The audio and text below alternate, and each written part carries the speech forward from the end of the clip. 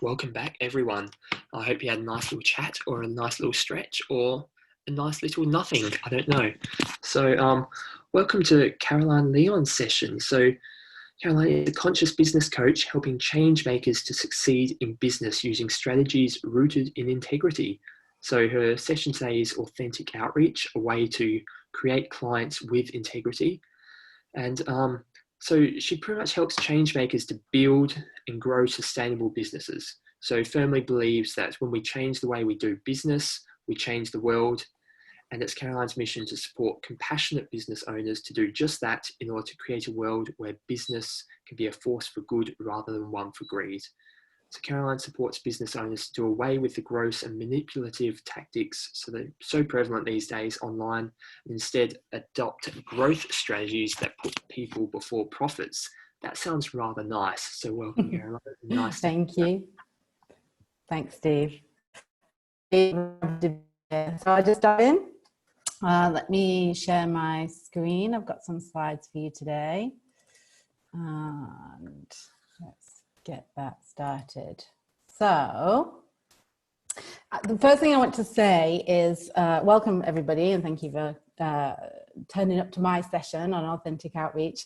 I am mindful of the fact that when I teach this concept, even though it's super simple, I end up usually spending about 2 hours. So I know I've only got about 45 minutes here. So I'm going to try and get through these slides as quickly as possible without bombarding you with information. But I do want to save some time for questions. And so what I've asked Steve to do is just keep an eye on the chat for me, because I'm just mindful while I'm in the presentation, I don't see the chat. I'll come out of it at the end to see if we've got any questions. But if things come up during the course of the conversation, do those in the end. So as Steve mentioned, my name is Caroline Leon. I'm I call myself a conscious business coach. I'm just going to, oops, just bear with me. Just want to minimize the video so it's not covering up my slides. Okay, so what I wanted to start with is a little bit about what I mean when I talk about conscious business. I mean, you all hear this is the ethical marketing event, so you've probably got a good idea, but just to run through what I mean, we're talking about businesses here which put people before profits and impact above income. So essentially, at their core, they're all about making a difference. So I know there's going to be a lot of you out there working in embodiment, other industries as well, but essentially, and listening to me speak today because you are in business because you want to make a difference in the world. And because of that, we interact with the world as a business in a different way. And that way is usually prioritizing service over selling. And a lot of people come to me because they have a real problem with selling. They struggle to market their business. They don't feel good about selling. They know that they have to in order for their business to work, but that's not really what it's about for them.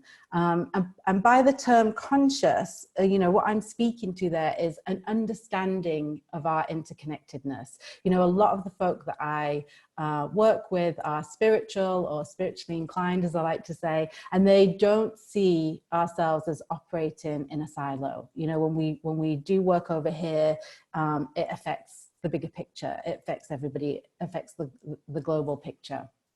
And that's what I mean when I say, when we change business, we change the world. Now, we've all seen the impact that prioritizing profit and greed has had on the world. It's created wars, it's created poverty, it's created suffering. And so my vision for the world is this idea that if the most profitable businesses were those that had the greatest levels of integrity, what a world we would live in, what a different world. And so what I'm going to talk about today sits within that context. And then just to illustrate that, I've got a quote for you from Joseph Campbell. And so he says, when we quit thinking primarily about ourselves and our own self-preservation, we undergo a truly heroic transformation of consciousness. And what a wonderful thing that is. And so ethical marketing, to put it in the context of today. So when people come to me, I mentioned a lot of people who really know how to market their business without becoming too consumed with the idea of selling, or to come across as icky or manipulative, or putting pressure on people to buy our products and services. And so one of the first things I often do for people is I help them to reframe what marketing is. And I like to reframe marketing as connecting with people versus marketing to. And we're going to talk about that, because essentially my entire presentation is around connection. And the main way that I teach my clients to connect with their people is creating insanely valuable content, and then using authentic outreach as a way to deepen relationships with the people who are engaging with that content. Now, today we're going to be focusing primarily on the authentic outreach piece as an alternative to we often see in the dysfunctional, especially I tend to focus on online businesses, but the online business space and just the general, world of marketing, which is, these automated sales funnels, pressurized tactics, countdown timers, and all the manipulation, and, trying to dig into people's pain points, and, play on people's fear of missing out and all of that stuff. This sits as a much more ethical alternative. And what it requires is to do essentially is put the person before us before the sale. So what we're doing with ethical marketing and authentic outreach in the context of that is we are looking at what we're offering as a business, and we're looking at the person we have in front of us, and we're saying, is what I have something that is genuinely useful to the person before me? Is it what they need? Do I have something of value that can help us?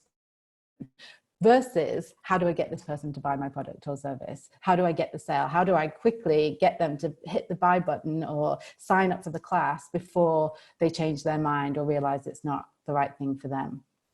And so what we're doing with this is operating from a genuine desire to serve the members of our audience and our business network. And so what is authentic outreach? I mean, that's the term that I give. I know, for example, George Cow, who's going to be talking later today, who I think is a wonderful business coach. He talks about net caring as a way to connect with our audience. I call it authentic outreach. But essentially what it is connecting with people in your community and beyond in a direct, personal, and meaningful way. It's reaching out to people in your audience that we often see, which is like, if you have the perfect copy and the perfect brand and the perfect website, then people will be drawn to us. We will attract people. This is about reaching out to people with the dual purpose of connecting on a deeper level, cultivating a deeper relationship, and who doesn't want that? And at the same time, doing what you can to be of service to those people. So just a few words around what it isn't, because connection can be interpreted in a number of ways. So it's not marketing to your audience, as I've said, it's connecting with your audience. It's not spamming people. Obviously, I wouldn't expect anybody on this call to be spamming people. It's not being on this treadmill of pitching your products and services. It's not posting on social media. It's not the blogging, the email marketing, the newsletters that you might do, the content stuff. It's not squeezing people through an automated sales funnel.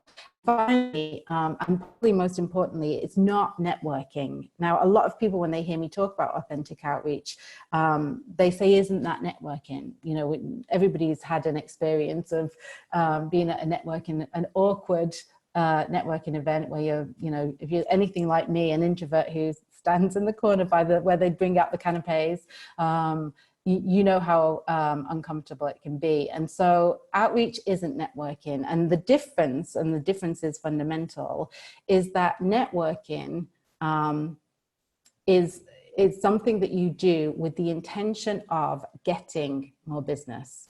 With outreach, we completely flip that. And the intention is to give.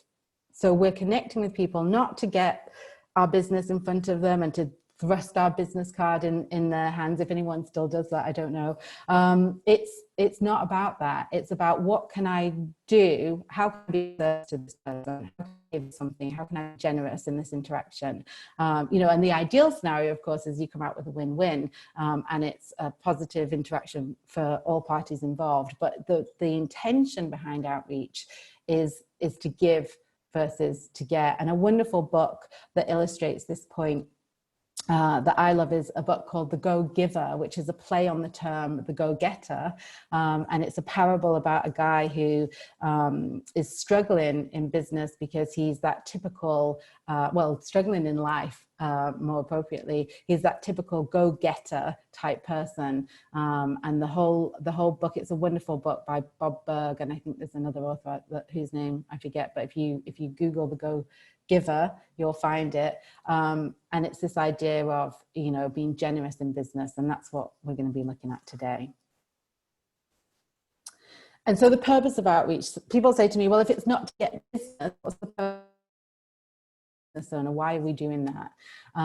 And, you know, right up at the top, I have it feels good to be connected. And I say that because so often when people come to me to, you know, to utilize my services and my coaching, it's because they don't feel good in their business. They know they want to have a business. They start to work on, you know, creating success in that business, but it's not feeling good because what they see as the traditional ways to market and to get business aren't aligned with the kind of people that I work with, and I've seen the kind of people on this attending this event today. So what's wonderful about outreach is it feels good, and if it feels good to you as a business owner, it feels good to the people that you're connecting with, and everyone feels good, which is wonderful.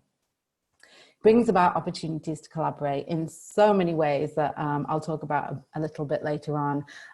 It also gives you ample opportunities to help other people. I don't find people come to me and they have a deep and genuine desire to help and serve people, but they're struggling to get their business off the ground. So they're sat, you know, instead of helping and serving people, they're sat, you know, tweaking their website copy or working on their brand or trying to get some better photographs, or with outreach. And when we put outreach at the heart of our marketing efforts, you are creating opportunities left, right, and center to help and serve people, the very reason that you wanted to go into the business in the first place. And what that does when we're out in the world and we're connecting is it allows you to better understand what people might need from you and your business. You know, I often have people come to me and say, I'm thinking about creating this service or running this class or this workshop, you know, what do you think? And my first answer is always, I have no idea. You need to and so when we practice outreach, and I'm going to be going into, you know, more detail about what outreach, you know, specific practicalities of outreach. But when we do it, we're engaging with our audience and our business network in a way that allows us to understand what they need from us. Very important to conscious business owners and ethical marketing. It doesn't feel icky or salesy. It feels genuine. When we do it with the right intention, it feels genuine and good versus icky and salesy, which is, of course, you know, wonderful. And inevitably, and this is the key, it results in more business. You know, when I put this presentation together and I afterwards I thought, oh gosh, you know, I talked right at the front, the title of the talk is about creating more clients. And I don't actually talk very much about that within the context of when we practice outreach correctly and with the right intention, more business, more clients come as a result. It's a more organic approach. It's not the focus. Our focus is not on getting the sale. Our focus is on serving.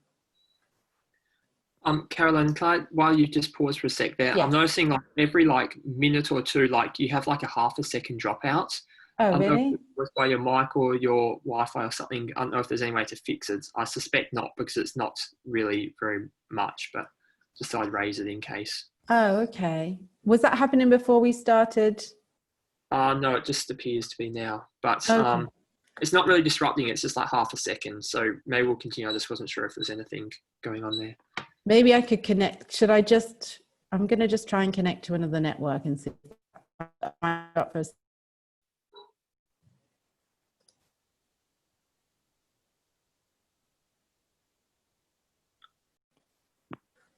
Okay. Hopefully that's better. Let's see. Okay. So, so the purpose of outreach, as I've said, not to get the sale, to serve, and to connect with people in a genuine and authentic way. So who do we connect with? You know, we can reach out and connect with a wide variety of people from within our business network. That could include former clients, current clients, potential clients, although I do always advise that we don't look at people as potential clients. We want to see people as people, and not place a kind of an attachment on the outcome of our connection, which sometimes happens if we're thinking of people in terms of potential clients. Our colleagues and peers, you know, often in traditional marketing and you know, the traditional business world, we're seen, you know, we're encouraged to see our colleagues or our peers as competitors. You know, in ethical marketing and conscious business, obviously that is not the case. And so, you know, I always encourage people to expand their network and connect with people alongside them, you know, people who are doing similar work in your industry or similar industries.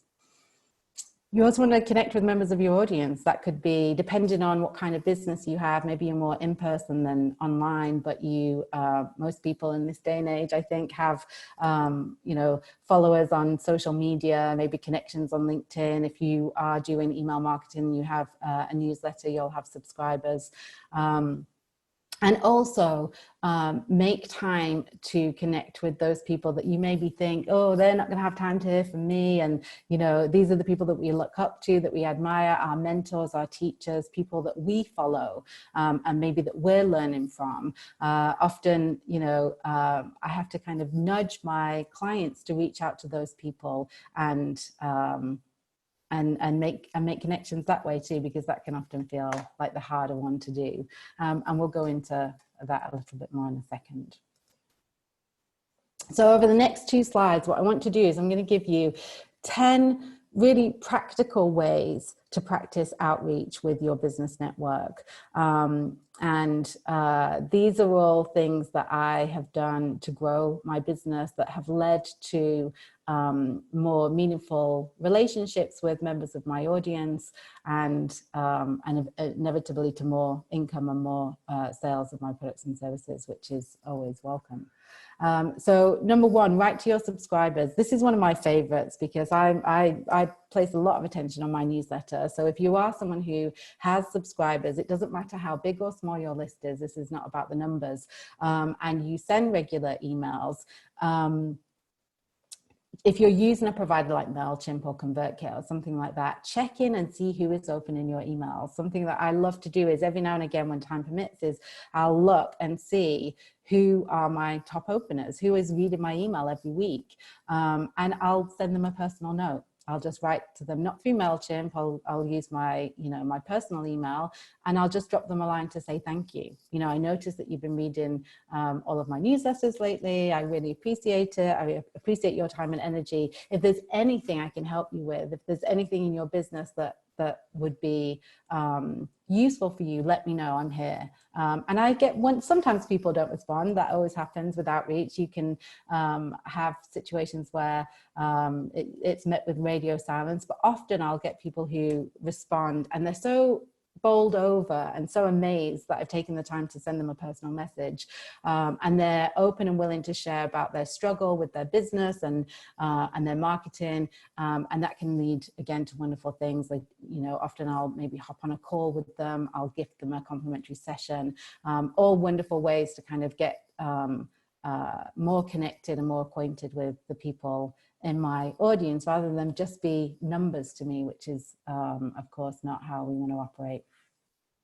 I like to be intentional about accepting friend requests. If you're on, or connections on LinkedIn, you know, if you're on social media and people are reaching out to friend request you on Facebook or connect with you on LinkedIn, you know, lots of people either fall between two camps. They either accept everybody and, you know, don't think anything of it, or they reject anyone they don't recognize or know. If you are going to accept friend requests from people in your wider network who maybe are connecting with you because you're a business, be intentional about that. Drop them a line. You know, what inspired you to reach out?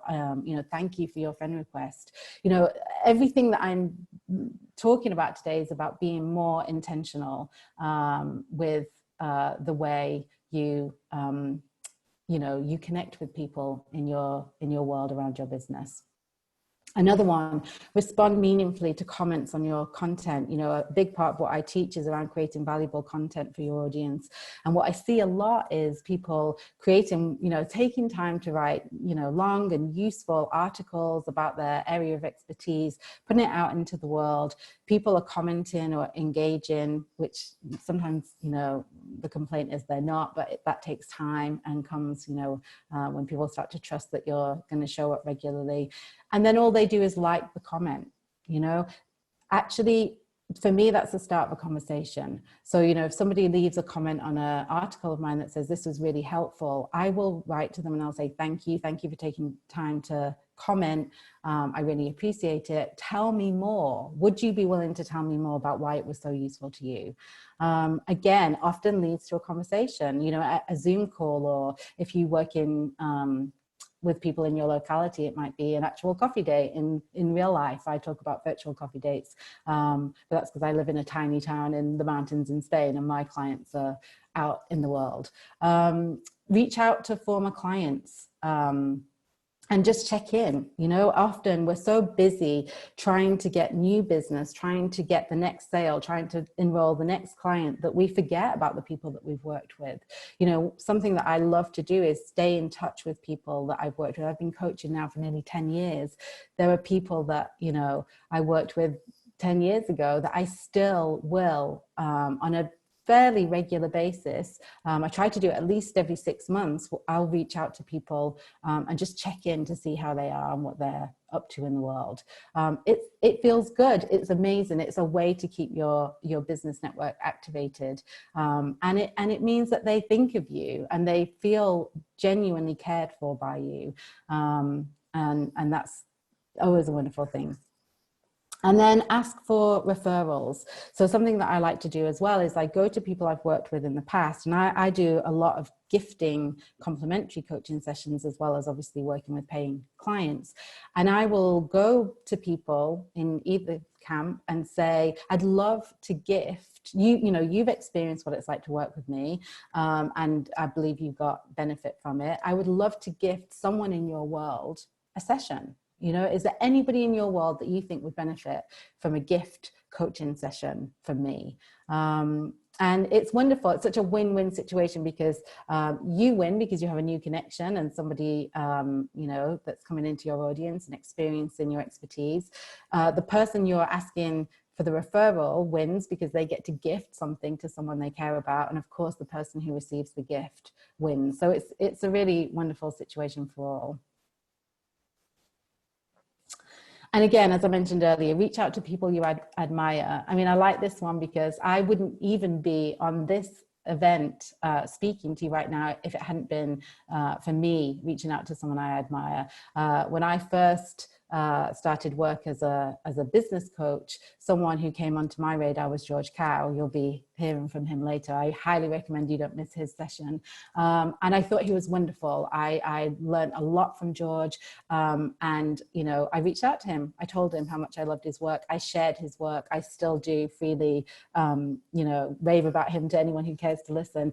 And it's because of him that I'm here today. He recommended that I get involved with this event. So, you know, do that. Reach out to the people in your world that you admire, even if it feels intimidating to do so. Conduct audience research. You know, Steve mentioned it in the session earlier. You know, we need to be asking people what they want from us, and you know, do they trust us? You know, what do they want from us? and don't go off creating things because we think it would be nice to have a workshop on that, or, you know, a coaching program that looks like this. Actually talk to the people in your network and ask them. It cultivates trust and respect, and people feel listened to, and it gives you the ability to create products and services that really resonate for your people. Connect with your peers and mentors. So, you know, and your colleagues. Again, you know, don't shy away from reaching out to people who do similar work to you. Sometimes, you know, if we haven't done the inner work, we might feel jealous of people who are doing better than us. You know, I always invite people to really push through that. And if there's someone you're seeing online who's doing wonderful work that you wish your business was, you know, there, or, you know, you were doing similar work, you know, reach out to them, connect with them. You want to have a team of people that you can rely on and share with and mastermind with and all of that good stuff. Show up in social media and be of service to people. Now, I'm the first person to say don't spend countless hours on social media, but I would recommend that you do take time on a regular basis to hang out where your people are hanging out, to be in Facebook groups where your ideal client maybe showing up, and be of service. Don't go in there and pitch your services. Nobody likes that. I don't think anybody responds well to that, but be of service, answer questions. If, you know, for me, for example, if somebody were to be in one of the groups that I occasionally spend time in when I have some space in my day, and they're asking a question about how to create clients, or, you know, how to find inspiration for content, you know, I will sit and give a thoughtful response. I won't mention anything about my services, or, you know, oh, and hey, I offer an intensive on this. I won't do any of that. I will just genuinely show up and serve people on social media. And again, you know, a lot of these, you may not get the direct response of somebody saying, oh my goodness, you know, I want to work with you. But a lot of this work is about being open to connection and being operating from a place of service. That, you know, if you're anything like me, you believe in the way the universe works, and that, you know, good things come when you put good things out into the world. So, and then finally, as a specific practical example, reach out to your biggest fans and thank them for their support. So this is similar to the newsletter example I gave earlier, but also I do it a lot with my content. I put a lot of content out online to be of value, hopefully, to people. And when people engage with it and they like it and they share it, I will always take the time to reach out on a one-to-one private basis and say thank you. Just genuinely say thank you and see if there's anything else I can help them with. So,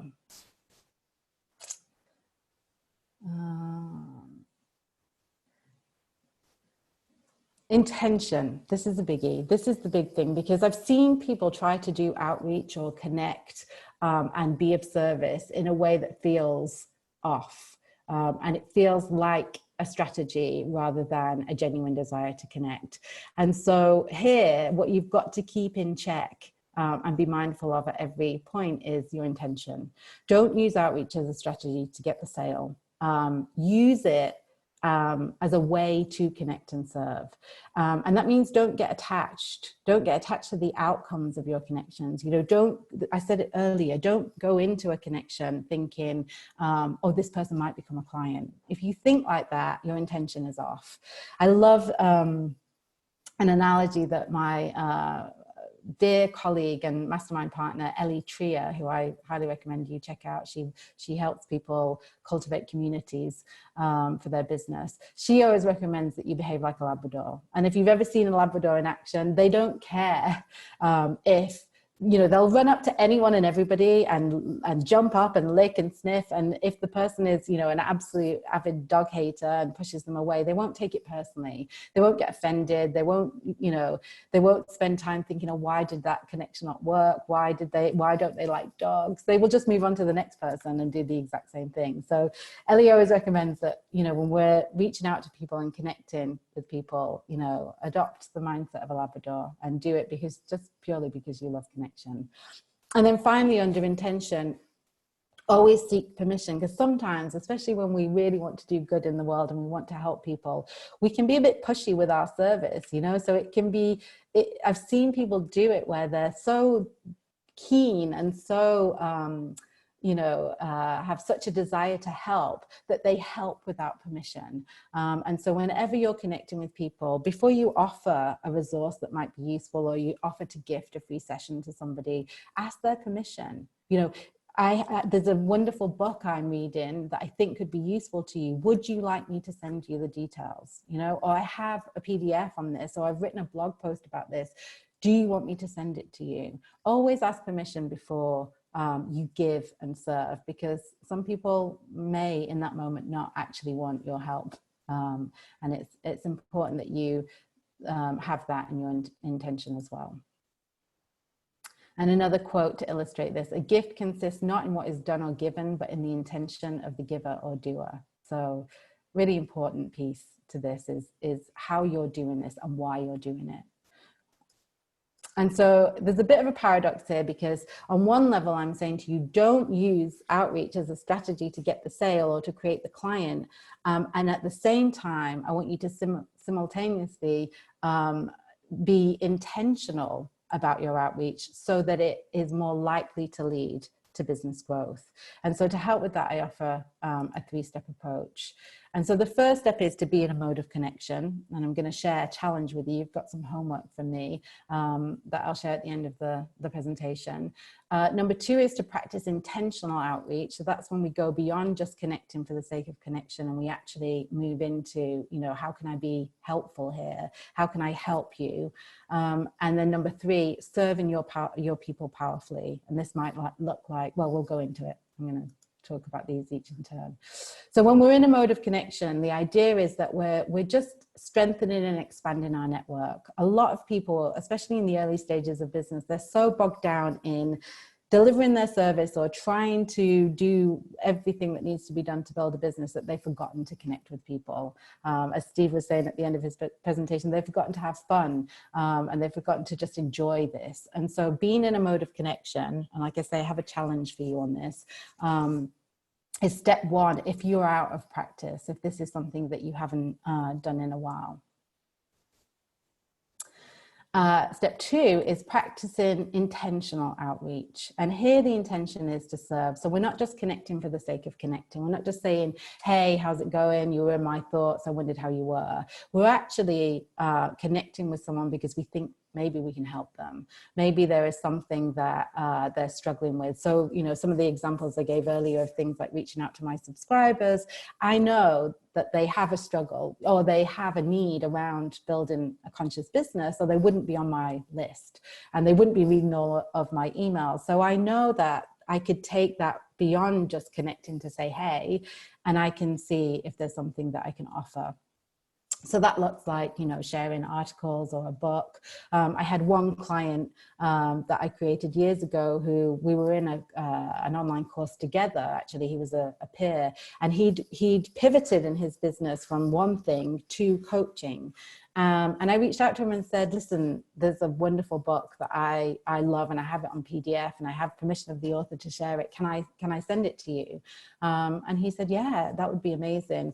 And that relationship evolved and ended with him hiring me as his business coach. So, you know, other things is, you know, being open to recommending other resources other than your own.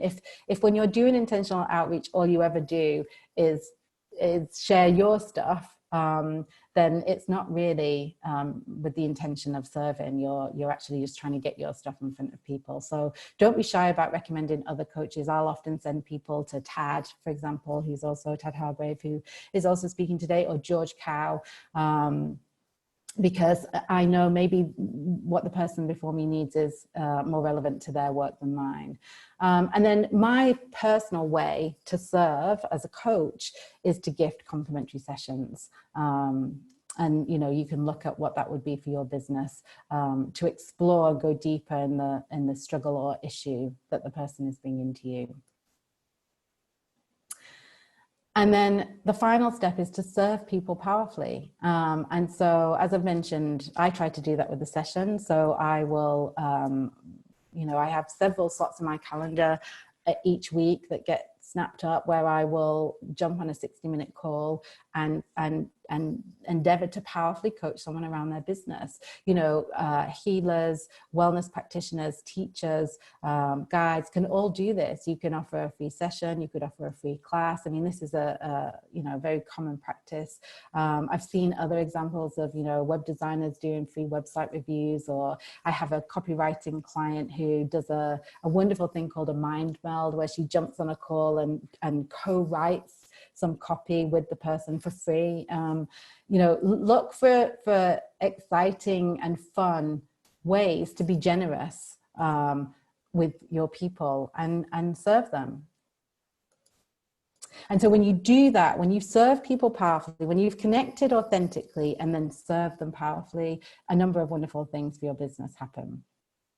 Top of the list, they hire you. It happens to me often. I will offer a complimentary session. I will not mention working together because it's a gift. It's not a pitch. It's not a discovery session. But at the end of it, it's been powerful for the person, and they say, "How can I work with you?" I mean, that's the best outcome. But there are so many other things that can happen when we do this. Maybe they can't afford to work with you, but they refer people to you.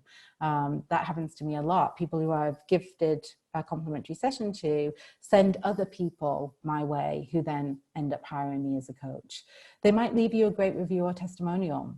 They're more likely to share your content and your offerings with people because they feel, grateful to you for the time that you've taken with them, and they love what you do, and they share it more widely.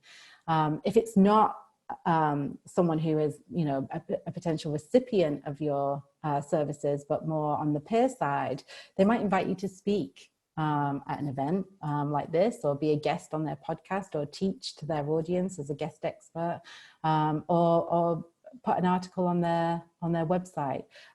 These are all wonderful things that can happen as a result of outreach and serving people powerfully. So I'm mindful of time. We're near the end. So here is my challenge for you, basically. If hearing what I've said about outreach and connecting with people has made you think about your own network and how connected and lit up it is, and maybe if you're anything like a lot of the people I work with, you have let that side of things go a little bit, your challenge, should you choose to accept it, is to reach out and connect with 50 people in the next 7 days. And so this is looking at stage 1 of the 3 steps that I shared with you. This is where your only purpose is to connect. So this can be with anyone. It can be with family members, long distant cousins. It can be people you've worked with. It can be old colleagues from your old corporate life. It can be anyone at all. The idea here is just to open you up to being in a mode of connection. So we're thinking short and sweet, keep it simple, a couple of lines, you were in my thoughts, and I wanted to reach out and see how you are and what's going on in your life, and just experience the magic that happens when you do this. Every single time I've given this challenge to a group of people or to an individual, it's always had an incredible impact. And I've been giving this challenge out for so many years that sometimes I think, is this impactful? And every single time when people really do it and they stick to the 7 days and they do the, connect with 50 people from their world, they always come back to me and say it was life-changing and things happened. Things for their business, things for their personal life, things happen. So what I've got for you is I've created a Google Doc that has the full instructions for how to do the outreach challenge. It is simple, but just in case you have any questions on it, and some other resources on how to use authentic outreach in your business. So I wanted to create that. I'll put the slides from this presentation in there as well for you. And then also, obviously, if you want to keep in touch, there's my website, and my email address is here. So we've got some time, I believe. 5 minutes or so to answer any questions. So I need to come out of this so I can see the chat. Where would that be? I can also bring some to your attention if you'd like. Oh, that would be wonderful, yeah. Yeah, so one of the questions was, what if you're I think you sort of covered this a little bit as well, but maybe useful to review. So if you're starting from ground zero and you don't have an audience or a network, but you do have useful skills, what's your first recommendation?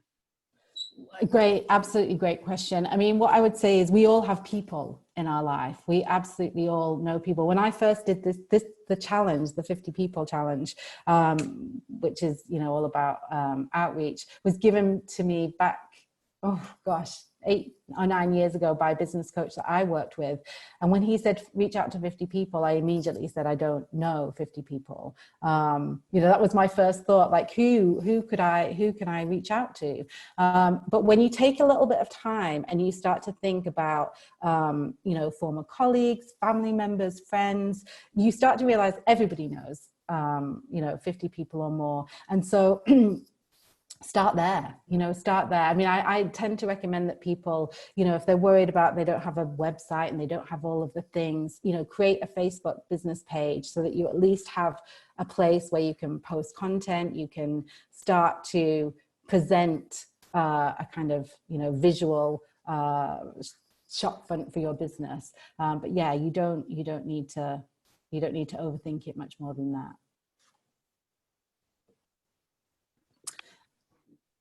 So, is there anything you come up?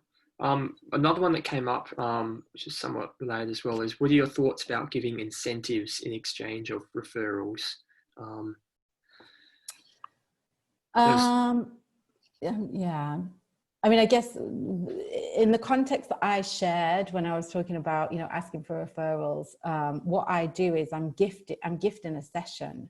So that's, I don't like the word incentive just because it feels like the intention might be off, but, I would never straight up say to people, I mean, you can do this, but I tend not to straight up say to people, do you know anyone who would benefit from my work? Send them my way. I will say, if there's anyone you think would benefit, I'd love to give them a session if they're up for it, if they think it would be useful. So in that sense, yeah. And again, go back to the permission piece. Maybe they don't want to have a session. Sometimes people will say to me, I don't want the session. I just want to talk to you about working together, or I just want to talk to you about coaching, and that's fine. So always, make sure that whatever you're giving, in place of the referral, that there's permission there and it's something that is wanted from the other side. Hopefully that answers the question. And I can see the chat now, Steve, so I'm just having a look.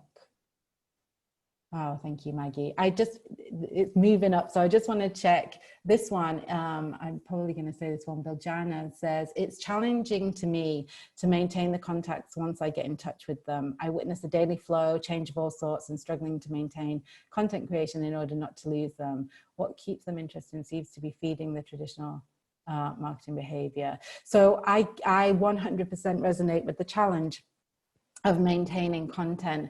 And because I struggle with that too, I do use certain tools to facilitate that. One free tool that I can recommend is called Capsule, where, when I've reached out to someone, it will integrate with your Gmail if you have Gmail. And you can just put a note to when you've reached out to someone, you've had an interaction, and a reminder to reach out in 2 months or 3 months. I like to do that because it just, otherwise I would, I just wouldn't be able to do it. I wouldn't be able to keep up. So I don't know if that's helpful, but it's definitely helped me to be a bit more structured. Oh, some lovely comments here. Thank you everyone for your compliments. So Steve, did you notice any other questions earlier? I'm just going to also paste in the chat. This is the link to the Google Drive folder, which hopefully works. I think I've set it so that anyone on the internet with the link can get it. And in there, you'll find the slides. You'll find the full instructions for the challenge. I would love it if people are going to do the challenge, that they reach out to me, maybe in the Facebook group, or drop me an email and let me know, because I think it's nice. it's nice to share when you're doing that, when you're in that place. Oh, and I see Karen. Hey, Karen. Oh, lovely. Really lovely comments. So Steve, I don't know if you have any questions for me. Yeah, well, I will just say that everyone else questions are still welcome there. But yeah, I think that was one thing that people go and they go, this is an amazing slide. Where can I get it? So yeah, so we've got something here. I wonder if it's a good idea to offer free sessions if it feels like giving away work, particularly if you're normally just offering single sessions at a time. What's your feel on that? Yeah, it's a tricky one. I think it really depends. It doesn't have to be a free session. So there can be other things. What you want to do though, because a lot of people do have this concern. I work with, for example, I do work with a lot of coaches, and so they're like, oh, but it's time. And my advice is, there's so many benefits, and there is actually a blog post I can share with people somewhere. Maybe I'll drop it into the Google Drive folder. There's so many benefits to doing the free sessions that if we go into it thinking,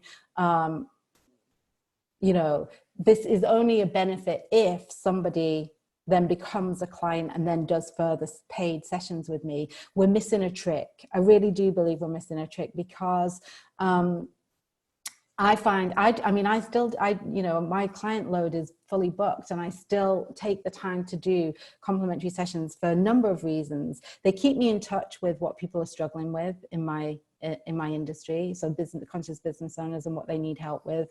They're my way of giving back to the community. Some people might donate money but this is one of the ways that I give back for people who can't necessarily afford to work with me. They bring about business in other ways. Even if that person doesn't hire me, they'll send someone my way. Inevitably, it happens that most clients that I take on have either had a complimentary session with me, or they know someone who's had a complimentary session who raved about it, and then they come that way. So I think if you can switch your thinking on it, and maybe if you only do 60-minute sessions, you give people 30. I mean, I'm not crazy about the whole taster session, but if that feels better to you. But the key is to give them an experience of what it would be like to work with you. That's the key with this. Hopefully that answers the questions. I see Kimberly says 10 in 7 days would be a huge accomplishment for me. If that if that would be, Kimberly, I'd say go for it. Do 10. Even that will be impactful, I think, to you and your community. Yeah, thank you, Caroline. Yeah, a lot of niceness coming through. And yeah, Neil, who was on earlier, just re-emphasised what you said at the start there as well, that it's a way to really tune into your clients' needs and develop new material, like new things that you can offer, because you're hearing all these new people coming in that way. Yeah, all right. Well, everyone, we have put the links in the chat to Caroline's website, and you've obviously now got the Google Drive as well, which is bloody amazing. So I'd perhaps like to say, would you like to share a closing message, Caroline, about what you'd like to see more of? What I would like to see more of in the world? Yeah, or a closing message from your presentation that people can take out going forward. Yeah, I think what I would love more than anything is just for people to just take a step out of the weeds, I call it, being in the weeds of their business, and just take a breather and step back and remember, why we're doing this. I think everybody in this session is here because they want to make the world a better place, yet we get so bogged down in the busyness of business that we forget to just be in connection with wonderful people and enjoy it. And so yeah, I think it goes back to what Steve said earlier about being fun. I think we all know what it's like to forget how fun we are when we're knee deep in our business activities or to-do lists. So yeah, I think that. Awesome. Thank you, Caroline. And thank you for joining us. You'll be back tonight, I believe, at 8 p.m. UK time for the discussion panel, which will be with, I think, Steve, Neil, Tad and George and Alice, I think, are all also joining that. So everyone welcome to come back, see more of Caroline there. anyone who's watching this later, in the Facebook thread group about this, I'll also post a link to the Google Drive, so you can check out Caroline's stuff and find her at carolineleon.com. So thank you for this session, much appreciated, and really glad that we got connected. That's the awesome thing about these events, is I have to research lots and find new people, and it's so great that, as you said, you're connected with George, and it's led you to being here just because you reached out. There's a closing message: reach out, right? Yes, exactly. So Thanks, thank you Steve. for that.